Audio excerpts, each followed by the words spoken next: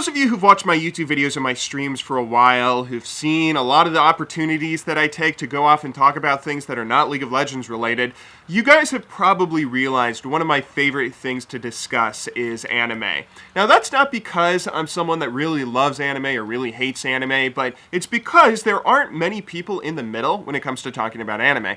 When you see someone and you ask their opinion on anime, you typically get one of two kinds of people. You either get the weeb, the full-blown otaku, watches all anime, thinks anime is so much superior to every TV show they've ever seen in the West, thinks Japan's the best country in the world, is going to learn Japanese and move to Japan. Or you have the opposite, where you have someone who, I don't want to call them like normal people, but people that have not had an experience with anime, and if they talk about anime, they typically say that anime just sucks, right? The anime's weird, it's different, it's dumb. The kinds of people that would like bully you in school for liking anime. Some of those people aren't like as negative as to a point of bullying. A lot of them still enjoy some anime films like Miyazaki, Satoshi Kon, and all that. But for the most part, when it comes to anime television series, you either have people that love them or people that just don't understand it or hate it.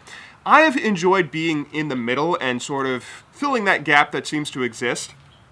But, for the most part, I have always been a person that believes anime is not quite as good as Western television, at least in terms of the best, right? I'm not talking about, like, comparing bad anime series like SAO to bad television, or mediocre Western series like Lie to Me. I'm talking about comparing the best of Western shows, The Wire, Breaking Bad, Mad Men, to the best of anime, which is subjective, but I've tried to see quite a bit of anime. My personal favorites are stuff like Samurai Champloo, Cowboy Bebop, and Steins Gate.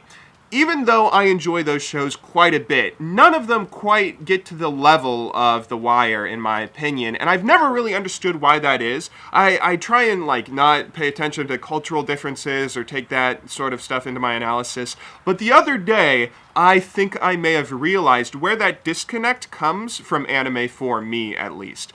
Now, I was watching a lot of Fate Zero. I watched from episode 10 to episode 20, I think, finishing the first arc or first season. And I was watching quite a bit of it late into the evening. I didn't have too much to do. And I noticed something a little bit odd about how, when there's a theme of the story that they want to convey, how they manage to do that. So, for instance, in episode 12, 13, 14, maybe episode 15, somewhere in the middle, there's a scene where the Sumerian hero Gilgamesh, where King Arthur and Alexander the Great are all sitting around and talking about what it means to be a leader and what it means to be a king. That is a incredibly cool idea for a history buff like myself. I mean, I was so excited to see that. The idea of the show in general is a really exciting, a very, very exciting idea for someone like me. So I was enjoying the hell out of it, and when I saw them all sit down to drink wine and talk about this stuff, I was really excited and pumped. But then, they just sort of talked about what it meant to be a leader, what it meant to be a hero, what it meant to be a king, and then that was it. They just sat around and drank wine, and that was like the end of the discussion. And that was a really hollow experience that I think is a problem that anime often has. In anime, not all anime, but quite often in anime, when there's a theme or like a thesis or some point that the show is trying to make, when they're doing that, they just have characters talk about things. And they don't really show that through the dialogue. So, for example, you know, that sort of theme of being a hero, being a king, and how in the show King Arthur is a little more bound by honor and wanting to lead and represent her people rather than just being a leader that's trying to conquer the world for more selfish reasons, like Alexander the Great trying to go and see the edge of the world. That's a pretty big difference, and when you see that difference, you just see it outlined by the characters talking about it. You don't really see, you see some instances when the characters are fighting and you see King Arthur fighting in a more honorable way and not like backstabbing other characters or anything like that. And that is something that's shown through the story, and especially later on in episodes, without spoiling anything, there are moments where you can definitely see that element of the character being fleshed out. But you have to have, apparently, you have to have all these characters sit down and just state everything while they're sitting around drinking wine. That was something that really sort of shocked me, that it did that. It really blew me away. Another example would be Ghost in the Shell, which I watched a couple of weeks ago, the 1995 film version. A major theme of that film, a major theme of that entire series of films in the television series, is there's this overarching theme of what does it mean to be human? What does it mean to be human if we start augmenting humans in the future with, technology and everything? What will it mean to be a human? Are you a human if you can think, if you're sentient, if you're aware of your own consciousness? What if there's an AI or some program that becomes aware of itself? What if there's a human that is just entirely robotic? And the whole thing with ghosts and hacking a ghost, if you have memories of a wife and kid, but you don't have a wife and kid. Like, there's all these things in the show that are surrounding this theme, or in the film that are surrounding this theme. And a lot of it is just sort of given through characters talking about it. A lot of the analysis and questions of it all are just the Major sitting in an elevator talking to another character about the struggles of not knowing how human you are. There are a few instances where you see like the implications of this, like the guy who thinks he has a wife and kid, and he doesn't actually have a wife and kid. Again, trying not to spoil too much. You do see a few instances of characters like going through events, and it sort of brings up the question through that. But there's also a lot of exposition that's just given through dialogue, just through characters talking about it, and that really falls flat. And I think that's a big thing that anime has. It's probably a problem with like animation and the nature of the medium, or the nature of the movement, if we're going by Mother's Basement's thing. In anime, for the most part, I can imagine, I don't know that much about the anime industry, but it's a lot of hard work, I can imagine. Drawing 24 frames a second, or animating like 24 frames a second for an entire, 22, 25 episode TV series, or an entire however many minute film. That's a pretty big task to do, and I can imagine, especially if there's like a lot of hard deadlines that people have to meet and stuff, that they're going to take shortcuts. And if you have to take a shortcut in terms of the storytelling, that's something that maybe you just have to do it, but it is something that comes off. So, like, an example of this, I don't know if this is something that's as big of a problem as I think it is, but I've started to notice this a lot. Have you ever watched an anime series where you'll have two characters talking, and when the characters are talking, the camera's not even on them? The camera's on, like, some image of flowers or grass or the scenery nearby panning over a static image while the characters talk.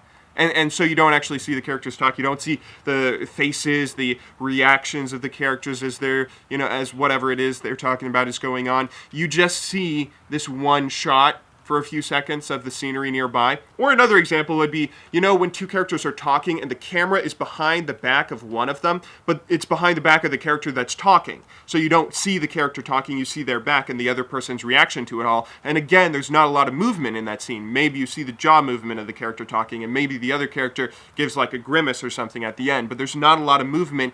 And I would assume that's partially because animators are trying to make sure that they hit their deadlines, that they're trying to, complete their series by the time that it has to be completed. I know it's a pretty brutal industry where animators aren't even paid that much or anything like that.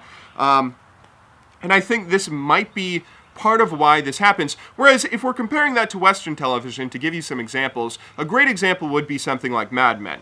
For those of you who've seen Mad Men, a giant theme of that series is, a huge overarching theme is an analysis of the American family, or the ideal stereotypical American family, particularly in the 1960s, where it talks about how there's this very narrow-minded view of what people are expected to be. They're expected to be the father who goes off to work and then comes home and is exhausted and is a loving husband and raises his kids, but also goes out to business things and flirts with women and is the alpha male kind of person. And then you have the mother who's expected to stay at home and raise the children. And you have all these like societal implications of what it is you're supposed to do. But human beings are not that simple, and human beings are not always built to live in that very narrow-minded view. Not everybody can live in that sort of situation, and that's something that's shown throughout the series where, Don Draper's this character that has this crazy past where he has all this mental baggage, and you can certainly understand how his life definitely derails from that stereotypical American family sort of situation. You never hear any character talk about this. You never hear a single character talk about, oh, it's so tough trying to be a man in the 60s, and it's tough to live my life how society wants me to, even though that's not how I feel like I should be living my life. Things like that. You don't have any conversations like that. You just have the characters living their lives and going through all these scenes, and you draw that implication yourself through watching the series. Another example would be something like No Country for Old Men, a film that I watched recently, that's why it's on my mind. Not to spoil anything, but a giant theme of that movie is that life is random, that justice, or what justice should be, and punishment is not always dished out in accordance to what's right and wrong. A lot of it is just random. A lot of things that happen in life are completely random, and you are given really good or really shitty situations just based off of bad luck sometimes, and that's it. End of story. And that's something that is never really talked about in the film. There's maybe 2 lines of dialogue towards the end where that's sort of alluded to, but no characters ever talk about that. That's just something that you get from watching the film and watching how the story unfolds.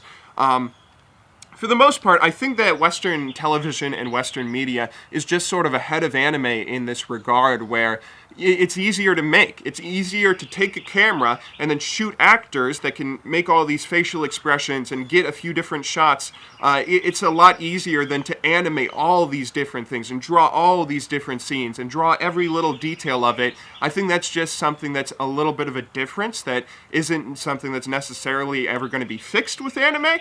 Although, to be fair, anime films are so much better about this, and that might be why everyone likes anime films more than they like anime TV series. Not to stereotype for all you guys, maybe you'll disagree, but for the most part, as is my understanding, most people think that, even if you aren't into anime, you can definitely enjoy Hayao Miyazaki, you can definitely enjoy Perfect Blue and Satoshi Kon, or you can enjoy Your Name or 5 centimeters a second. What's that director's name? I forget. Because a lot of those films, you compare that to this sort of thing, a lot of those films are beautifully animated with all this different scenery and all these different shots of these characters going through these events, and they don't have those sort of dialogue moments that are completely just characters talking about things. You have all this storytelling that's told through the actions of the characters and how, whatever adventure they go on, rather than just the characters talking about their problems and their theories and whatnot. That's something that maybe anime films have less strict deadlines, or maybe just making a 120-minute film or whatever. Maybe that's just naturally easier to do, or to do than a 22-episode series that you have to hit deadlines for. I'm not too sure what it is, or if this is something that actually exists, and maybe I'm just making this up. But for the most part, thinking back to those films, 5 centimeters a second is absolutely beautiful. Every scene, every frame of that movie can be a wallpaper, can be a desktop wallpaper, or some beautiful painting that you hang in a room. And that's something that you see all this movement and all these colors and all this beautiful animation, where maybe you only see that more in films and not as much in the average anime TV series. But I think this is where my big disconnect comes from. The level of movement and the amount that you show a story and themes through a camera, rather than you have characters just talk about them. I think this is something that maybe it's a problem that doesn't exist as largely as I'm making it out to be, but I do think this is something that happens in anime quite a bit, and I think that's where my disconnect comes from. I think that's why I don't quite think there's an anime series that comes close to The Wire yet. But anyway, you can feel free to disagree with me if you want. You can feel free to leave a comment telling me how you disagree with me in the comments down below. I hope you enjoyed watching this either way, whether you agree or disagree. Hope this was kind of interesting. Anyway, though, I'll see you all tomorrow. Until then, thank you very much for watching. Have a wonderful day.